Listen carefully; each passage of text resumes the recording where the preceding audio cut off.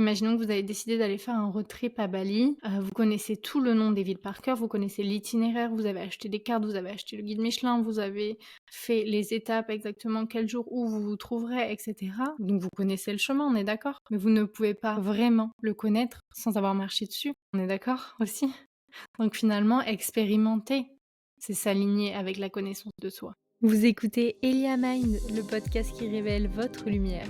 Chaque mercredi, ensemble, nous explorons des clés de conscience pour éclairer votre chemin et dévoiler votre potentiel. Un véritable voyage au cœur de votre esprit et de votre âme. Entrepreneur, énergéticienne et créatrice de contenu, je guide les femmes dans leur cheminement spirituel.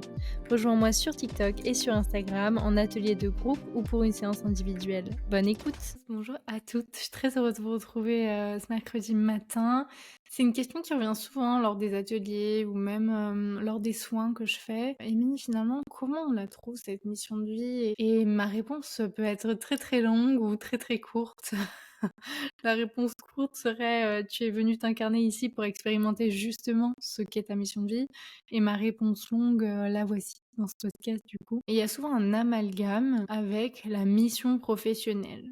On pense qu'une mission de vie, c'est être prof de pilates, c'est être charpentier, c'est être éboueur, c'est être cuisinière, mais ce n'est en rien une mission de vie. Et j'ai moi-même pensé à tort que c'était lié, surtout quand j'ai fait mon Ikigai pour la première fois. L'ikigai finalement, c'est un exercice qui vient d'un mot japonais, qui est finalement trouver sa raison d'être, qui est un mélange de ce que vous aimez, ce pourquoi vous êtes doué, ce pourquoi vous pouvez être payé et ce dont le monde a besoin. Et finalement, quand vous avez réussi à répondre à tous ces points, ces quatre cercles, vous trouvez au milieu de la passion, de la mission, de la profession et de la vocation. Et là, vous avez trouvé du coup votre raison d'être et votre ikigai. C'est un ensemble de vie, c'est un tout, j'ai envie de vous dire. Et heureusement que notre mission de vie n'est pas d'être éboueur ou charpentier, parce que finalement, si demain on a envie d'être masseur ou kinésiologue, du coup, ça n'a plus aucun rapport et on a loupé sa vie. Mais pas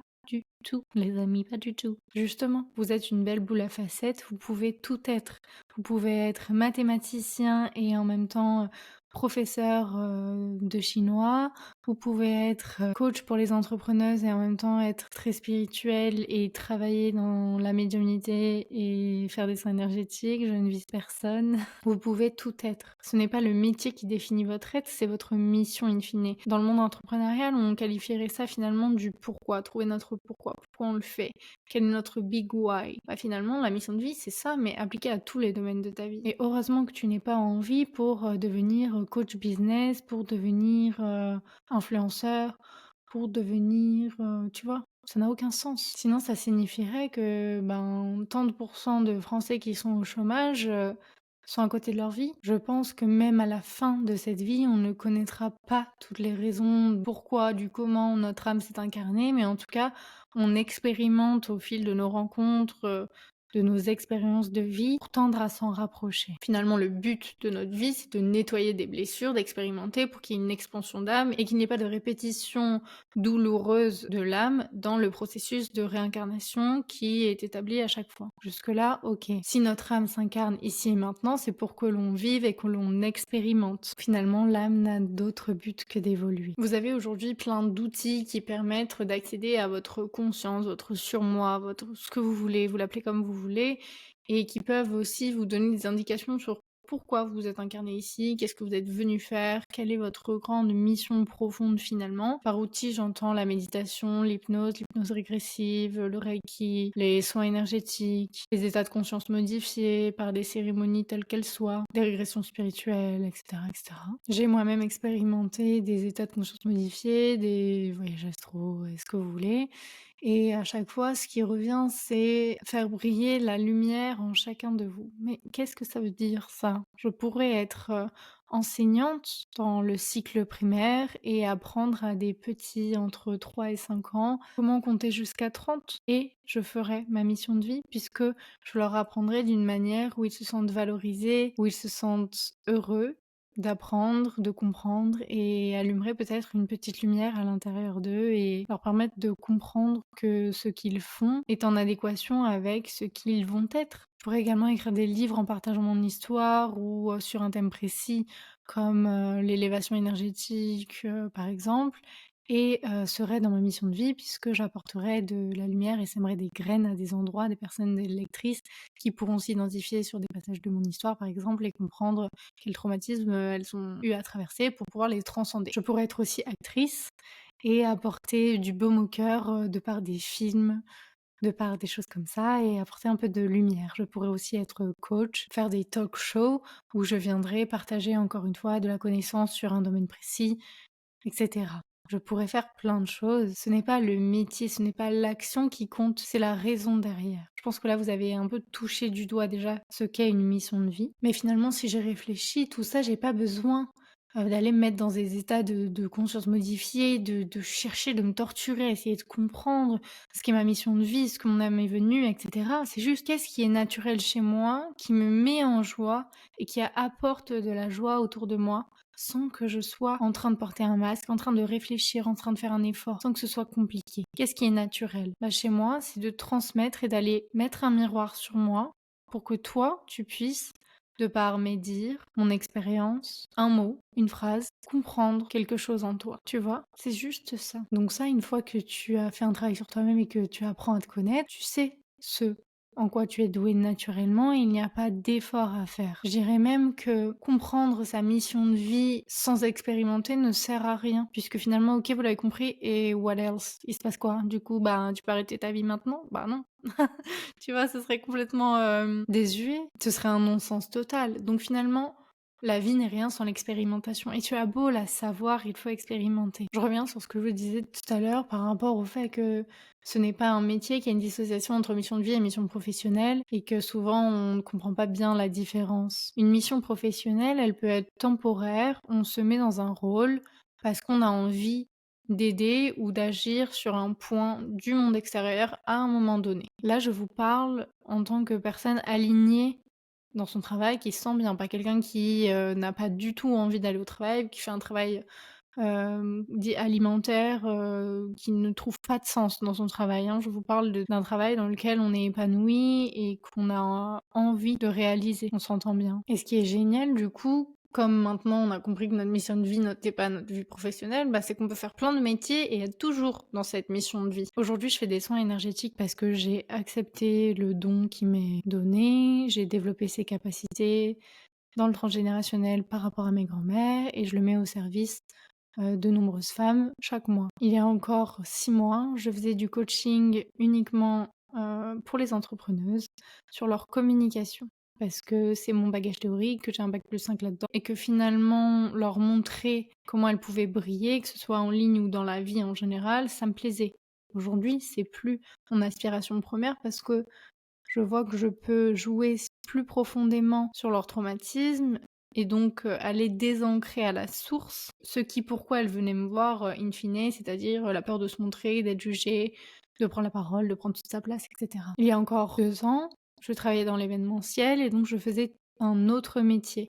J'allais dans des salons comme le salon de l'agriculture et je représentais des institutions publiques. Encore avant, j'ai été formatrice dans une agence de communication. Encore avant, j'ai travaillé dans un institut notarial et je faisais du droit. Finalement, ce n'est en rien la fonction que j'occupe qui est importante, la mission professionnelle, puisque celle-ci va encore changer et dans ma vie, j'ai envie d'être 10 000 autres métiers.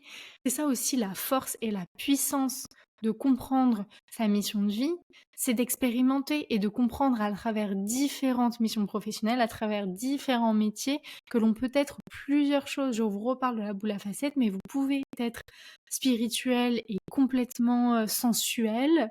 Vous pouvez être sexy et être une bonne maman. Enfin, voilà, il y a rien qui est opposé, antagoniste. L'un ne veut pas dire l'autre et vous pouvez tout être. Point. Depuis que vous êtes petite, on vous dit il faut vous mettre dans des cases. Est-ce que vous êtes la bonne copine? Est-ce que vous êtes la bonne épouse? Est-ce que vous êtes la bonne maîtresse? Est-ce que vous êtes la bonne maman? Est-ce que vous êtes la bonne collègue? Ou est-ce que vous êtes autoritaire, castratrice? Tous ces mots-là, s'il vous plaît, est-ce qu'on peut arrêter avec ça? Est-ce qu'on est obligé de se mettre dans des cases? On peut être ce qu'on a envie d'être et on peut être tout et son contraire et être valide. Et on n'a pas besoin d'être validé par rapport aux autres si nous, entre nous et nous, on est ok avec ça. Et je trouve ça tellement dommage de voir ces schémas répétitifs chez beaucoup de femmes que j'aimerais le crier haut et fort ici dans ce podcast. Tu mérites de briller sous toutes tes facettes. La petite case du haut de la boule à facettes est autant valide que la petite case du bas, que celle du milieu que l'on voit plus et qui réfléchit encore plus la lumière. Elle compose toute la boule et l'une sans l'autre, ce n'est pas une boule entière. Je refais un parallèle avec la mission professionnelle parce que pour moi, c'est important de l'aborder en parallèle avec les deux pour qu'il n'y ait plus d'amalgame par rapport à ça, de comprendre finalement que donc votre métier ne définit pas votre mission de vie, mais que vous pouvez apporter une mission professionnelle à votre métier. Imaginons que vous êtes naturopathe, vous vous appelez Marie. À côté, il y a une autre naturopathe qui s'appelle Julie. Toi, Marie, tu es naturopathe et ta mission de vie, ça va être en lien avec la puissance féminine sacrée, ok? Donc en fait, tu vas conseiller de nombreuses femmes qui sont atteintes de cystite, de problèmes aussi de mycose, qui ont du mal peut-être à procréer, avoir des cycles réguliers, qui ont, voilà, donc tout ce qui est en rapport avec le chakra sacré. Et donc ça va être des tisanes, ça va être des protocoles en rapport avec la femme. Pourtant, tu es naturopathe, tu fais le même métier que l'autre naturopathe. En gros, elle, sa mission de vie, ça va être de soutenir la force. Alors là, tu vas me dire, ouais, mais elle fait pas de l'haltérophilie, elle est naturopathe.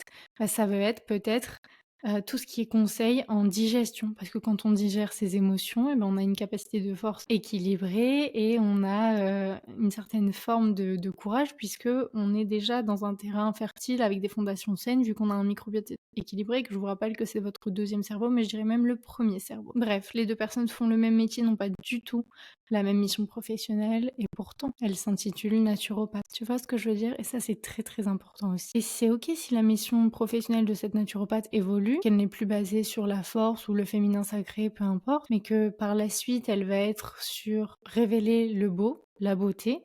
Ça va être peut-être sur la croissance des cheveux si elle veut rester naturopathe, mais même, quand bien même elle pourrait changer, puisque sa mission de vie n'est pas en rapport avec le métier. Donc en fait, elle n'a pas besoin d'être naturopathe ou coiffeuse ou créer des compléments alimentaires ou chef d'entreprise, elle peut tout être.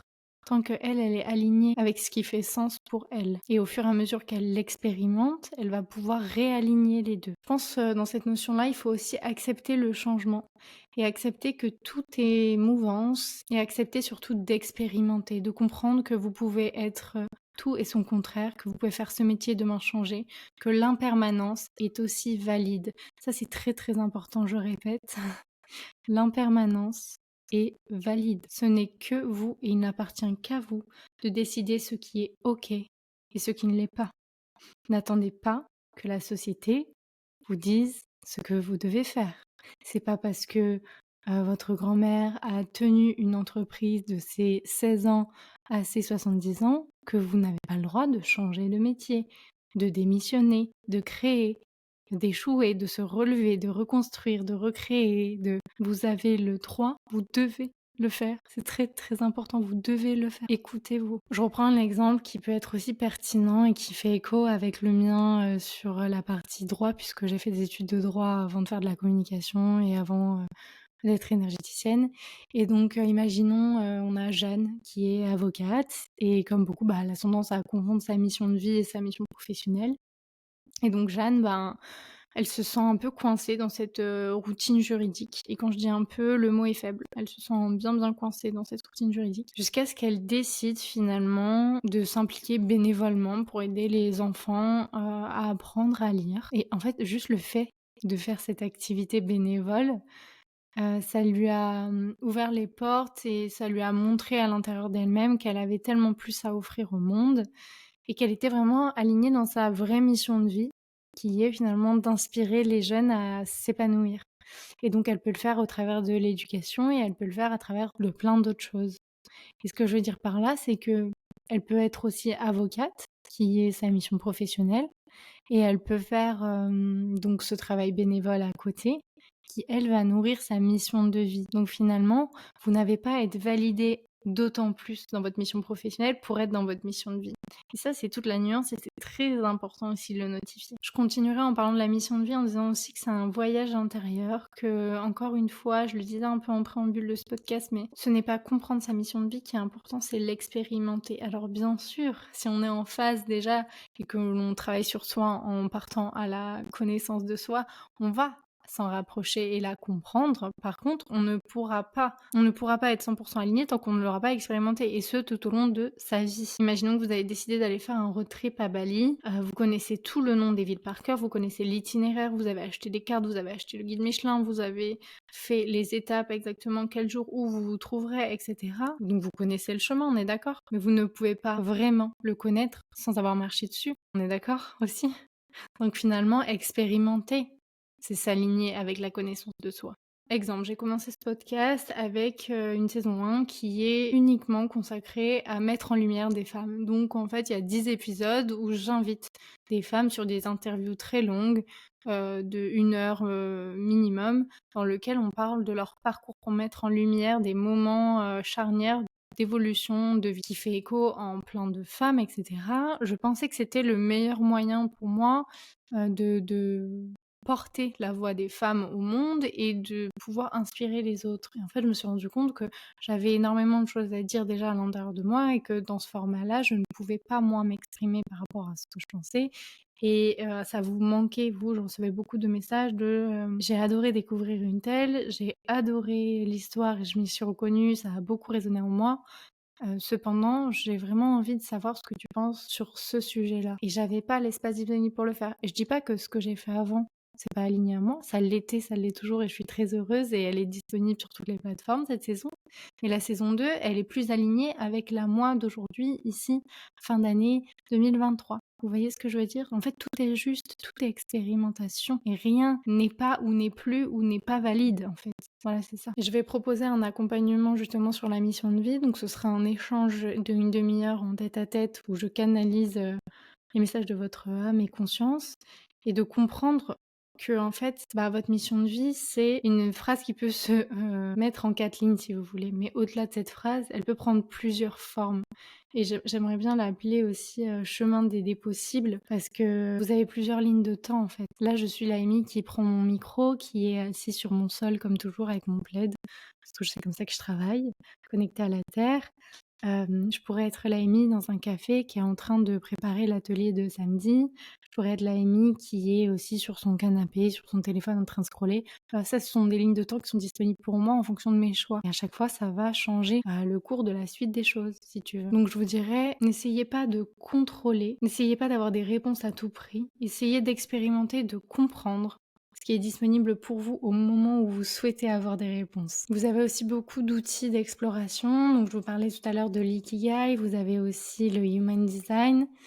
Dans cette branche, je vous recommande Mélissa Simoneau qui a justement fait un podcast sur Eliama. Vous pouvez écouter son histoire. Elle travaillait chez Chanel et dans d'autres milieux de la mode et elle s'est rendue compte finalement qu'elle savait tout ou presque, qui est merveilleux pour apprendre à comprendre comment notre énergie est disponible pour le monde. Vous avez également l'astrologie. En astrologie, vous avez Alix du Cosmic Club et vous avez aussi Bérénice de Ligna qui fait du contenu beaucoup sur YouTube et sur TikTok. Enfin voilà, je vais pas tout vous citer, mais il y a plein d'outils disponibles pour apprendre à vous connaître et à vous comprendre. J'ai moi-même expérimenté tous ces outils, j'ai trouvé ça génial, ça m'a apporté beaucoup de réconfort, je dirais. Ça m'a pas apporté des révélations, mais du réconfort. C'est-à-dire, ok, tout ce que je perçois de moi, c'est exactement ça en fait. C'est là en fonction de ma date de naissance, de mon heure de naissance, au moment où je suis sortie de l'utérus de ma mère, c'était écrit finalement. C'est un réconfort, mais encore une fois, ça va pas vous dire, toi, prof de yoga, toi, bah non, toi, tu vas faire du Kundalini yoga, pas du yoga hatha par contre. Mais n'importe quoi, jamais de la vie. Ce serait même une forme de contrôle, j'ai envie de vous dire. Donc, si tu veux, toi, te connecter à ta conscience et recevoir des messages pour te guider justement sur l'exploration de cette fameuse mission de vie, c'est l'accompagnement que je propose à partir du 13 novembre. Il est actuellement possible de gagner cet accompagnement gratuitement par un concours avec une super marque. Je vous remercie d'avoir écouté ce podcast jusqu'au bout. Je vous embrasse et la semaine prochaine, on va parler d'un sujet qui est aussi très très demandé, les schémas familiaux transgénérationnels. À bientôt. Si ce podcast vous inspire, je vous invite à vous abonner et à le noter sur votre plateforme d'écoute préférée. Cela vous permettra de ne pas louper les prochains épisodes, mais surtout, cela m'encourage à continuer de vous inspirer.